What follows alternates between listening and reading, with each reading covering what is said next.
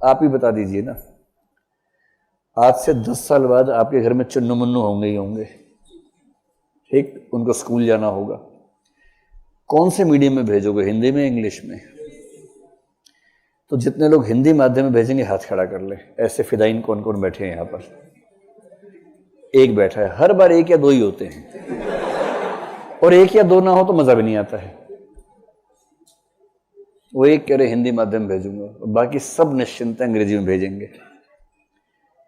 तो हमारे समाज का सच ये है पिछले 20, 25, 30 साल का, कि हिंदी की दुनिया में जो जरा भी समृद्ध होता है उसकी अगली पीढ़ी अंग्रेजी में चली जाती है, और हर पीढ़ी दर पीढ़ी हिंदी में वो लोग पढ़ते हैं जो अंग्रेजी में नहीं जा पाए थे।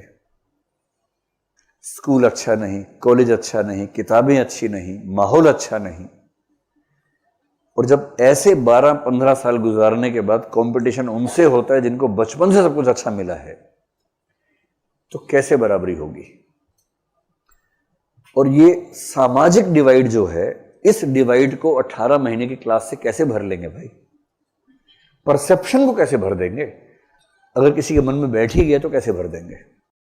मैं आपसे फिर कह रहा हूं, जोर शोर से कह रहा हूं, अगर किसी व्यक्ति का माध्यम हिंदी है किंतु स्मार्टनेस कम नहीं है उसके अंदर, कोई माइका लाल सिलेक्शन से रोक नहीं सकता उसको।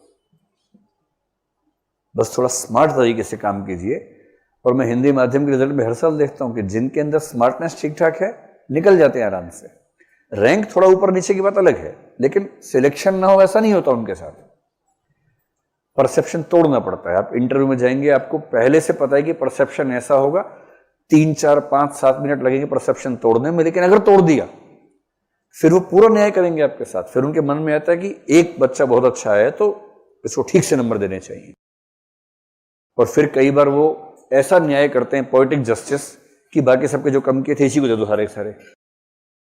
और कई बार 240 नंबर इंटरव्यू में आते थे 300 में से, हिंदी माध्यम में कई लोगों के आए हैं। कैसे आते थे? और इसलिए जीएस में नंबर कम है, ये एक सच है।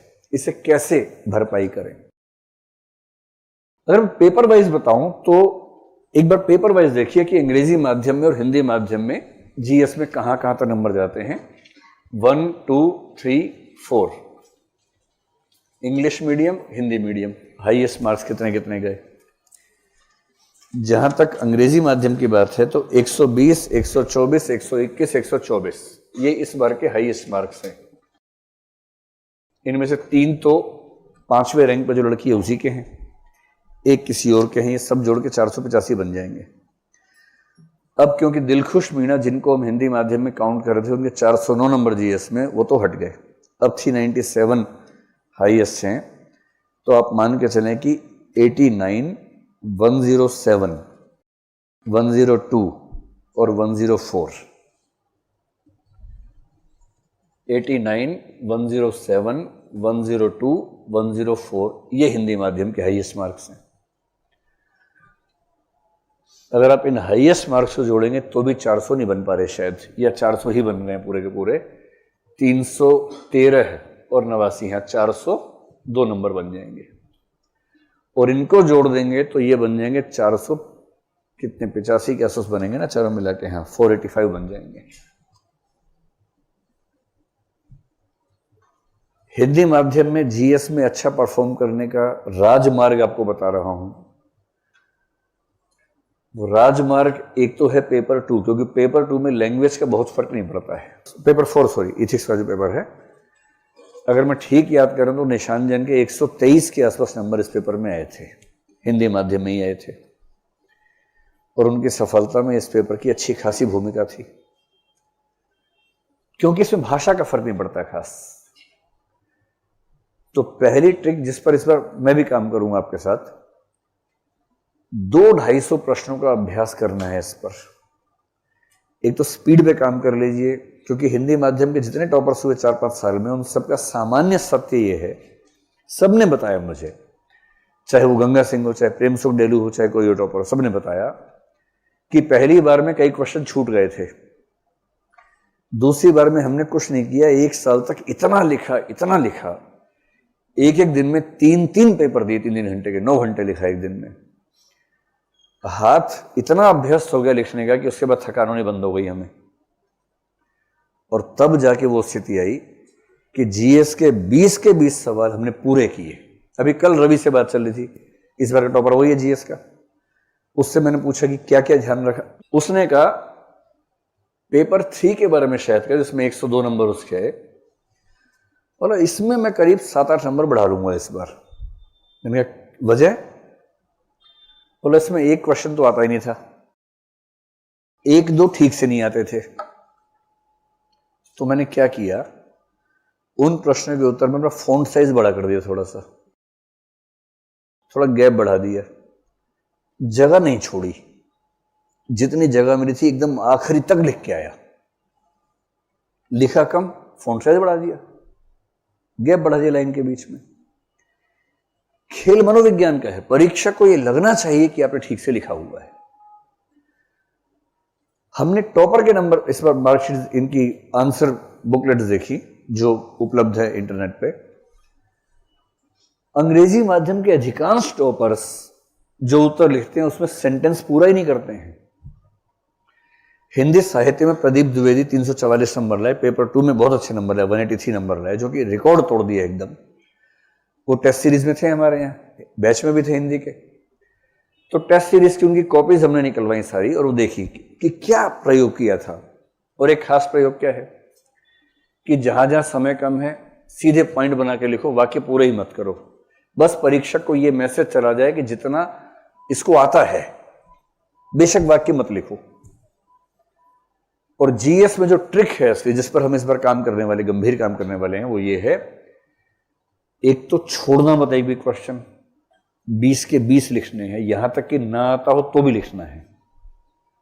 एकदम यूट्यूब पे कह रहा हूं खुल के, ना आता हो तो भी नहीं छोड़ना है, अनुमान से लिखना है। और जीएस के अधिकांश प्रश्नों में एक लेवल के बाद अनुमान करना आसान हो जाता है। जैसे कोई आपसे पूछे भारत में कपास उद्योग पिछले 3 साल से प्रगति नहीं कर पा रहा है, इसे कारण बताइए, वो कपास का कभी नहीं आता है। पर आपको यह समझ में आता है किसी उद्योग के प्रगति न करने के क्या क्या कारण हो सकते हैं, वो सब लिख दीजिए। और बीच बीच में कपास उद्योग करते रहिए।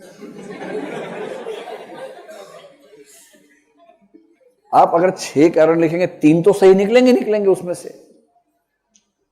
और अगर 12.5 नंबर में से बहुत अच्छे आंसर पे 7 मिलने थे, इसमें 3 मिलेंगे, छोड़ेंगे तो नहीं कम से कम।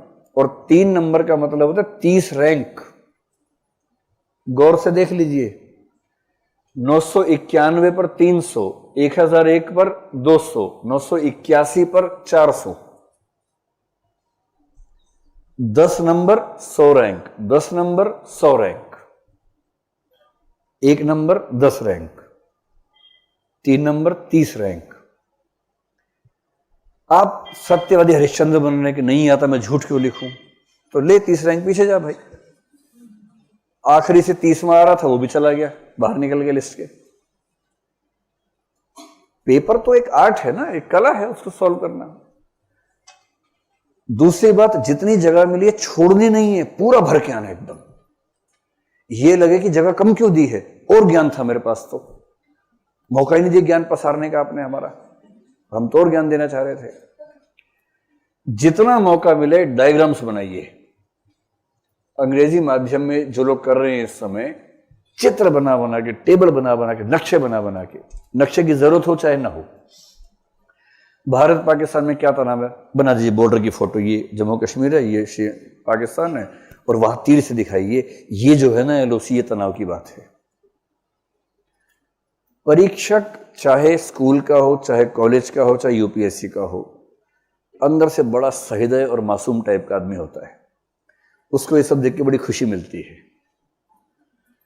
नीले पेन से लिखिए, बीच में काले पेन का प्रयोग कीजिए, हेडिंग बनाइए, अंडरलाइन कर दीजिए। कुछ ऐसे तथ्य, जैसे 2 तथ्य आते हो, टेबल के फॉर्म में लिखिए, ताकि ये मान के कि परीक्षक जिद करके बैठे कि पढ़ूंगा नहीं, और आपको पढ़वाना है उसको। टेबल की फॉर्म में लिखेंगे तो पढ़ना पड़ेगा, पैराग्राफ में लिखेंगे पढ़ेगा ही नहीं। बुलेट पॉइंट्स में लिखिए, जितना नाटक मचा सकते हैं मचा दीजिए, चित्रकला का विकास कीजिए। लेकिन उत्तर ऐसा हो देख के मजा आ जाए कि उत्तर है या अभिलेख समझ में नहीं आ रहा है, इसको तो गाड़ देना चाहिए, अभिलेख है, इतिहास में काम आएगा। मैं जो कहना चाह रहा हूं, प्रेजेंटेशन पार्ट इतना महत्वपूर्ण है। और फर्स्ट रैंक की कॉपी मैंने देखी, पैराग्राफ नहीं है, बुलेट पॉइंट्स, ये बुलेट पॉइंट्स। जहां दो चीजों में अंतर करना है, कहीं वेन डायग्राम हो गया, कहीं टेबल हो गई, कहीं आरेख हो गया। और परीक्षक को भी पता है कि 3 घंटे में 20 प्रश्नों का उत्तर देना मजाक नहीं होता है। 4000 शब्द लिखना, और वो भी ऐसे कि पढ़े जा सके, आसान नहीं होता है। आखिरी 2-3 प्रश्नों के उत्तर तो आप ही लिखेंगे, आप ही पढ़ पाएंगे उनको, तो कोई बात नहीं, वैसा ही लिखिए। परीक्षक भी खास रिदम में चेक करता है, मान लेता है कि 17 ठीक लिखे हैं, 3 भी ठीक ही होंगे। सिंधु घाटी की लिपि में तो क्या हुआ है, तो ठीक ही होंगे। पढ़ा नहीं जा सकता अलग बात है, ठीक ही होंगे। डायग्राम बना दीजिए, वहां पर चित्र बनाइए।